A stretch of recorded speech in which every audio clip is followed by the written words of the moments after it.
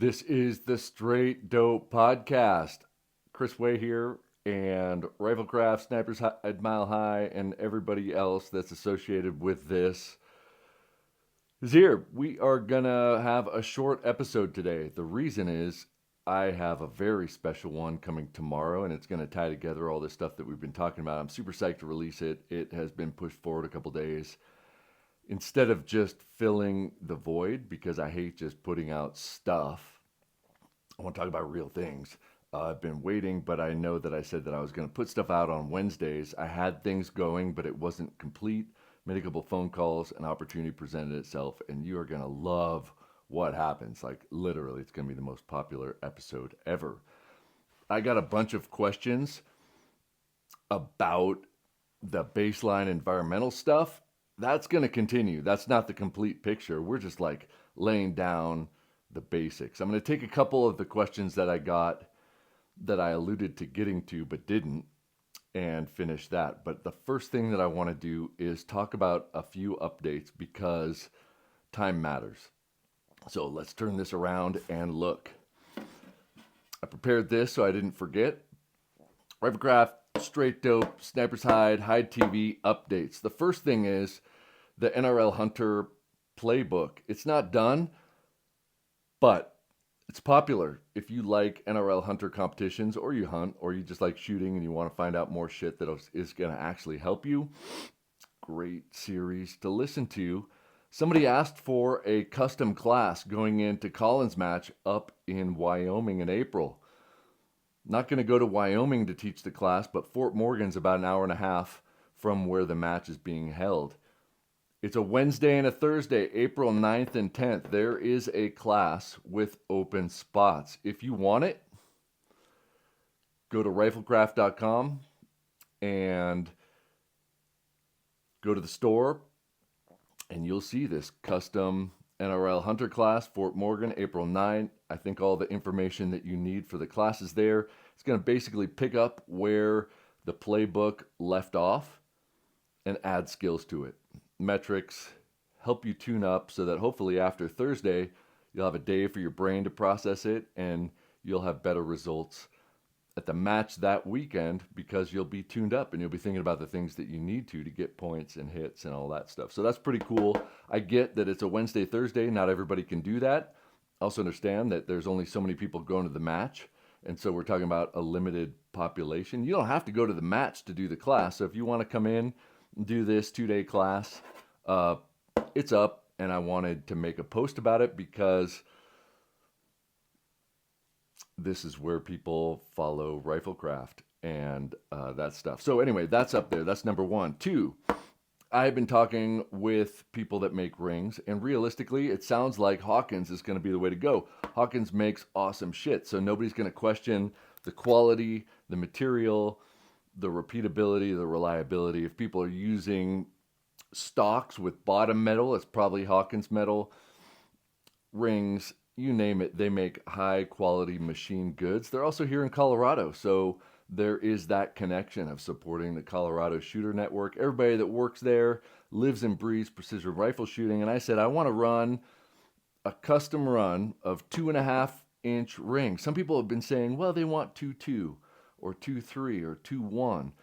And maybe they don't want 30 millimeter rings. Well, for now, we have to make a run, and there's a minimum order for metal, for time, for machining. And so the talks are still going, but I am 90% confident that we are going to have an agreement. If you want 2.5-inch one-piece mounts for 34 millimeter rings, email Chris at RifleKraft and say, I'm in for 1, I'm in for 2, I'm in for 3. I am not going to mark up the price. So whatever it costs us to make these, whatever I don't take, whatever Frank doesn't take, however many it is, we're going to divide it by the total cost, and that's how much they're going to be. So I'm going to pay for the rings myself, and if you want one, you're going to pay the same price I do, which will probably end up being cheaper than getting rings and all that shit by yourself anyway because of margins. But I am going to run because I want to continue the tests, and there's only so much I can trust the results with the aluminum risers, I want to take out that piece of failure. So I'm going to make a run of 2.5-inch 34 millimeter rings. They're going to be Hawkins. They're going to be high quality. In the design, there's going to be some special features that I think are going to be totally awesome. And I'm excited about this. But if you want to get in, I don't know if we're going to make 30, 40, 50. I want to know how many people actually would just say, I'm going to put my money where my mouth is. We're not going to charge anything yet, but we're going to get those people together. Then we're going to have those people that are committed right at the very end.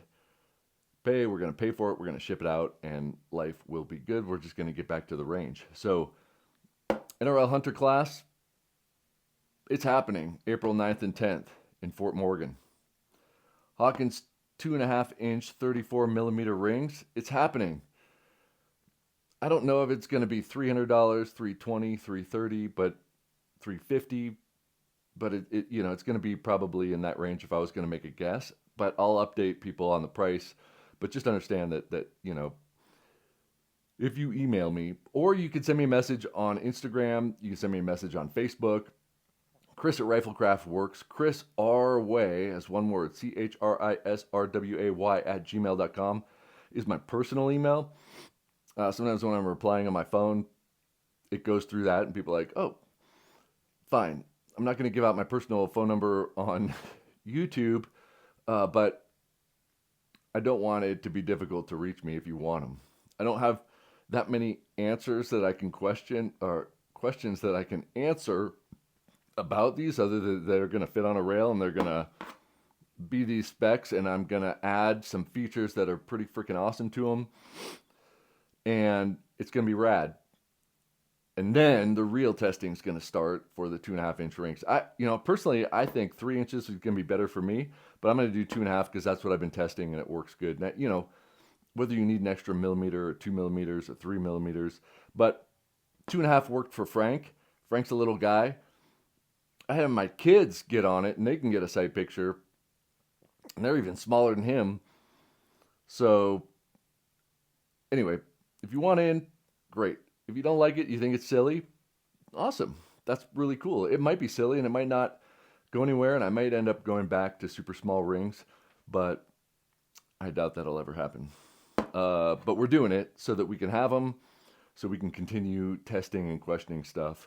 I have 3 and 4 here, and I can't remember what 3 and 4 is, so I'm going to go back to the environmentals, because I had mentioned that when it's raining or there's high humidity, that the atmospheric pressure is actually lower, and people said, like, wait a minute, there's water in the air, it's got to be higher, and that's not true. And I think if you look at old Army manuals, they say that the pressure's higher when it's raining and wet, and that's not true. Maybe they fixed them, I haven't looked, but there are old references that talk about that. But if it's raining or humid, the atmospheric pressure is lower. Is that something to worry about? Not really. I mean, most people put it, if you don't know, just put it at 50%, and it's going to be good, because the difference isn't very much. But I understand also that every tiny thing compounds itself, and we don't want to add too much error. On the same note, I'll say, who cares about that, because you can't outshoot the difference. But if we add too many of them, you might be able to outshoot the difference. Probably not with humidity unless there's extreme examples. But I'm going to go through and explain that really quick and run through this environmental stuff again, because it's the base that the next level of the base is going to lift on. It's going to lead into tomorrow's video that's just going to be unreal. I'm excited to get that live. And then we'll have a package of, here's the basics of environmentals and what you should think about, but it's going to tie it into the Kestrel ballistic calculator stuff, and it's going to give you things to think about that I think you may have heard, you may be aware of, but I don't see people actually doing, which could actually have pretty significant impacts on you going and shooting. And even if you have DA cards for all the DAs and you just grab one and go, that's not enough. So let's do that. So I had mentioned that, right, the lower we are, the higher the pressure, the higher the density. We go up, we shoot in different environments. Pressure systems move up and down, and in clockwise and counterclockwise, and so that's making wind, and the wind is the molecules flowing from high pressure to low pressure. Um, I had mentioned that if the wind's at an angle, it actually creates a little bit more resistance than if it's coming at you, which is really interesting. But that's a higher level conversation. I'll get back to that. But the liquid in there is actually pretty straightforward. And I have a massive disdain for um, like the system. And that in shooting, I question and um, I'm a little bit irreverent when it comes to dogma. At one point, I was an academic, and I was the same way there. I probably was even worse. And so, those of you that are chemists understand that I am deliberately using everyday language, and so I'm going to generalize and paraphrase some of this, but I think it's the point that's being made. I'm not going to make anybody a chemist. And yes, I've got about as many degrees as a compass, and really couldn't care less about those other than saying, like, how does reality work? And what do we do? Science is great, but it can be used in ways that manipulate, and I'm going to try to avoid that. So I'm going to yank up a thing that I helped my daughter make, and this is only a portion of it, but it's to give you an idea. She did a project on the periodic table, so of course it was arts and crafts time, and I'm going to put the periodic table here. Don't worry, there's nothing to be afraid of. I just want to point out that in the atmosphere, we have O2, right? So that's O, and it's got an 8 here. That means its mass is 8 of, you could think in any terms you want to, but it's 8. 8 is bigger than 7, smaller than 9. That's all that matters here. So oxygen, O2, there's 2 of them, so it weighs 16. N2 is 7, so it's 14. So oxygen that you're breathing, the oxygen molecules that come in, they weigh 16 of whatever those units are. And nitrogen that you're breathing doesn't really do anything for you. It's vital, but the way it is in the air is kind of useless to living creatures. But we need bacteria to turn it into a different kind of nitrogen to be able to incorporate into protein. So it's pretty cool, but it's irrelevant to shooting. It just fills up the space here. But anyway, it weighs 14. Oxygen weighs 16, but H2O is 2 hydrogens, and they're 1 and an oxygen. So a water weighs 8, 9, 10. So a water molecule weighs 10, but oxygen is 16 and nitrogen is 14. So the takeaway here is that when there's water in the air, that water's lighter than the oxygen and the nitrogen. And the density of the molecules is going to be fairly consistent for that pressure. And so if we take that fixed space, if we put in a water, the other things are going to move, and it's going to make the density similar, but it's going to, or I mean the space between them, because of the temperature, if we weighed everything in that defined space, because water weighs much less, the mass is less. And if this mass is less, then shit's not going to drag when you're running through it. It'd be like running through a bunch of little dandelion things versus, shot put shot or something like that. Like if it weighs less, you're going to knock it out of the way. If there's people trying to stop you from running, but they're midgets, it's going to be different than if they're, 8-foot tall basketball players, because their masses are different. And so take a fixed area, you got molecules in there, water weighs less, that fixed area it has less mass, shit's going to slow down slower. And that's why humid atmospheres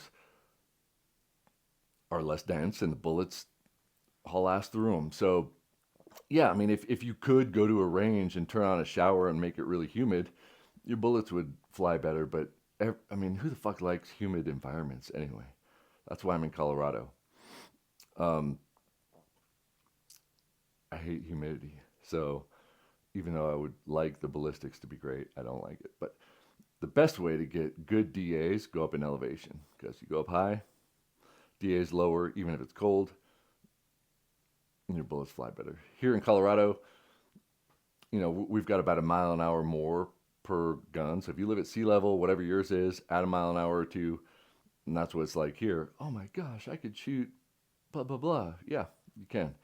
Sometimes when I'm talking about miles per hour, I forget that we're here in Colorado and everything is based on that. But that's why being mindful of these things is important. So oxygen weighs more, nitrogen weighs a little less than oxygen, still weighs a hell of a lot more than H2O, because H2O is 10 and those other ones are 14 and 16.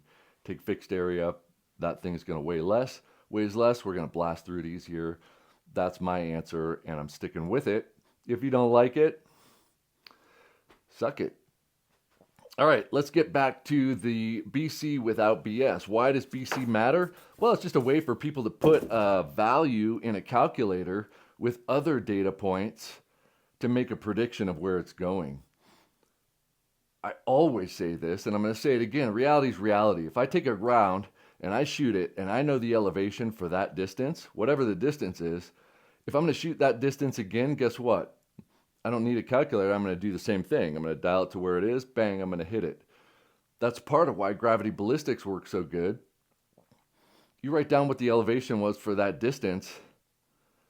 You didn't need to incorporate all these subtle pinpoint things that had to be put into a calculator to predict how it's going to work. First of all, I mean, we know a lot about ballistics to the point where, bullets not hard to predict. Nevertheless, they're created by people to estimate and approximate what we think a bullet's going to do. But we know what a bullet's going to do when you see it hit a target. Never forget that the bullet is reality. And people have known that all the time. Jacob's famous for the term, believe the bullet. Believe the bullet. It's telling you reality. If we model it with math and somebody says, this is math, it's science. It is. It's math and it's science, but it's our way of saying we're going to try to put numbers on this. And sometimes those things just don't carry from one place to another because it hasn't accounted for things that may have come after it. And so it's not always the great predictor. And I think what I'm going to do is, here I have a Kestrel. This is a Hornady one, but the Hornady Kestrel is different than the Applied Ballistics one. Why? Because the shit that's in here takes that data and does something different with it because they think their solver's better. AB thinks their solver's better. Everybody took the same classes in ballistics and says, this is how we're going to look at it. But these aren't the gospel. The gospel is the fucking bullet keeps hitting the same spot. Why are you following this instead of just saying the bullet keeps hitting there, I'm going to move that, right? A kid with a BB gun, they're going to see the BB hit and they're going to account for that. And if you ask them to explain the mathematics, they're going to laugh at you because they're going to keep hitting the spots that they want to hit in. And so just don't forget that these are approximations and they're awesome. I always have a Kestrel out and I'm always messing with it, but I'm always comparing it to what I'm seeing to make sure, is this matching? Is this matching? If this tells me to do something, but I see something else, I'm going to do something else, not this. That's where we're going with this conversation. That's where this awesome conversation that's happening tomorrow to reinforce it. But I'm bringing in dudes with street cred that may or may not have higher standings with you. But as far as I'm concerned, I basically just went to the top and said, hey, look, if you say this with me and we're in cahoots, it's win-win for all of us. That's what's going to happen. And you are going to lose your shit because they're going to say the same thing. But then I could say, I told you so. And you're going to be like, wow, okay, you're still going to use your Kestrel. I still think you should use your Kestrel, but you're going to make sure that it matches reality. And you're going to make sure that they're going. And if it doesn't, you're going to figure out what in here isn't right so that you fix it, so that if you go somewhere else, because there's a lot of ways to make this work at home, but as soon as you leave, it doesn't work anymore. Well, then what good is it? The beauty of a Kestrel is if you get everything correct, you should be able to go anywhere in the world and not have to do anything. Just start shooting.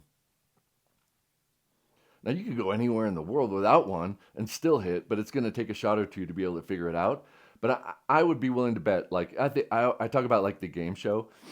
There's this show, Dude, You're Screwed. And, I always wished I was on that because I love the idea that, these dudes, I don't know who's paying for it all, but they, like, rotate who they're going to kidnap. They blindfold them. They take them somewhere in the earth, and then they let them go with only what they have on them.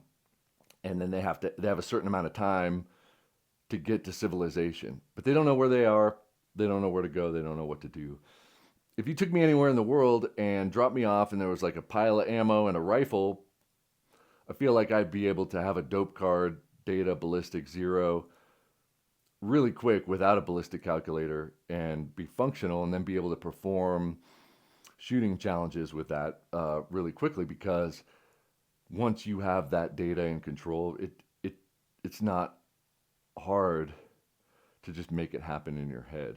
And the marketing machine of social media makes you want to think that you need all these gadgets, but you need very few things uh, to be effective when you travel. And I'm trying to encourage people to be thinkers so that you could have that happen too. Because wouldn't it be cool to be like, oh, here I am, and here's this random rifle, and as long as the ammo works and you have the tools to get the scope on, you could zero it and you could take a shot. And then if you could shoot it, and it would take you 2 shots, and you would have a ballistic table using gravity ballistics and craft wind to do whatever you needed, right? And it's not that hard, but it'd be fun to prove it. So anybody that's a billionaire out there, that would be cool. And I also like a friend. This has nothing to do with anything, but um, I can't talk about what led to it. But they said, if somebody gave you $5 million, would you spend a year in a lion's exhibit at a zoo? And I said, fuck yeah. Um, so if anybody wants to do that, I'd be willing to do that because uh, I think that'd be cool. So um, I lost my train of thought, and so this is 21 minutes. I'm just going to stop it here. This is going to get put on YouTube. This is going to get put on the Straight Dope. I was going to say more, but I completely lost my mind there. Uh, I think it's all good content. You can laugh at me a little bit if you want to. And that stuff's coming. I'll probably put out another video today anyway, but tomorrow the Straight Dope and the YouTube stuff's going to come out that follows this track. And then there's going to be a couple other things. I'm going to show you some gadgets that I think are cool. So that might come out in between. But anyway, you don't want to hear me just ramble. I don't want to hear me ramble. Everybody has better things to do. So go to the range, test your point of impact shifts, and contact me with questions. If you want to talk about anything, just email me. You already got it. And you say, hey, Chris, I'd love to hear your thoughts on this. I've been talking to a lot of people about dry fire, so that's going to be coming up. I've been talking about things that you could do to hedge your bets to training when you can't go to a range. Awesome. I think all of that is fantastic. I don't think you need to be shooting bullets all the time. When you do, I think they need to be measured and fewer than most people do. But it'd be fun to talk about things that people do that they think are getting better, because I don't think just running the bolt, pulling the trigger, dry fire, it does anything, but it could actually probably be worse. But I do think there are things you could do dry fire that will put you forward. They're just not what you normally hear about. Guys I coach, I have them do dry fire things, but they're very, very different. I say, like, look, dry fire, I don't give a shit if you pull the trigger, because that's not going to make you better. What's going to make you better is all of this stuff done very carefully. So do it, video it, talk about it, send it to me. I'll talk about some of that openly, and then the other stuff is for people that want private coaching. Now, I think there's 2 slots for private coaching, and that's very specific. Most people it's not a good fit for, but there are 2 for private coaching. Because it costs $500 a month, a lot of people don't like that. I say, like, look, with shooting, things are very expensive, and it doesn't take much before $500 goes away. But if this took you from 50th place to 20th place, is that worth it? Minimum of 4 months. Some people want longer. Some people just keep going. But I only have so much time because it's a lot of time invested in them.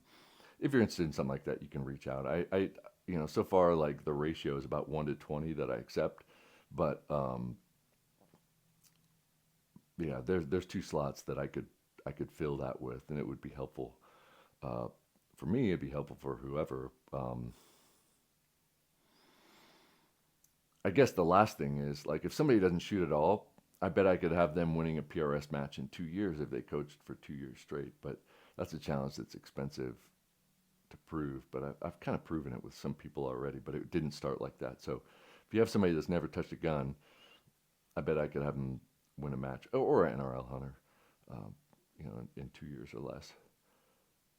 Don't know if I'll get a chance to prove that. Oh, lastly, I'm gonna do some builds. I'm gonna do some budget builds because of our talk with Frank on budget rifles, and people are like $3,000 isn't a budget rifle. $3,500 isn't a budget rifle. We're talking about budget competition ready rifles that will be as good as something that's more expensive. But I get like there are cheaper builds that you could have. The problem is a lot of those I don't have experience with to know how reliable they actually are. And occasionally you get one that's good. For example, I have a stock Remington 700P. Somebody watching this might remember when I got it. I talk about it a lot. It's like $399 when I got it. It shoots as accurate as any of the rifles I've ever had. But my understanding was at the time it was about 1 in 20 actions was that reliable.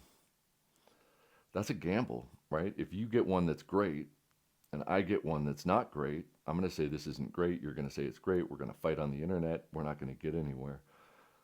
What I would like to do is get something that is consistently manufactured so that if I said, look, I got this and I got this, I don't cherry pick them, but if I happen to get a good one or happen to get a bad one, I could show those standards. But I'm going to try to get some components. Problem is I got to buy them, and I hate doing advertising for companies for free just because I had to buy it and test it.